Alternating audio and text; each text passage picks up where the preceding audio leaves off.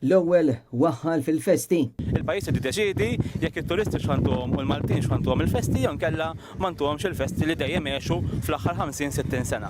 Mbagħad waħħal fl-inċidenti. Diġà weġibt il-koga tiegħek fuq hekk. Aħna fis-sajf konna qed naħdmu fuq il-back to school plan.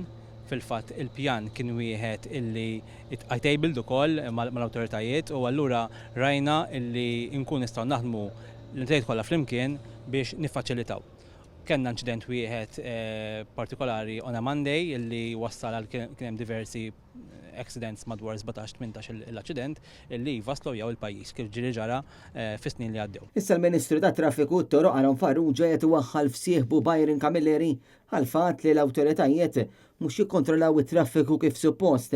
Fl-aħħar ijiem issoktat is-saga enormi ta' traffiku bil-kummenti tal-Ministru ma tantx jgħinu anzi aktar frustraw lin-nies. Dan apparti il-fatt li fil-baġit tas-sena d-dieħla ma natawx is-soluzzjonijiet li tant huma kruċjali biex il-problema ta' traffiku tittaffa.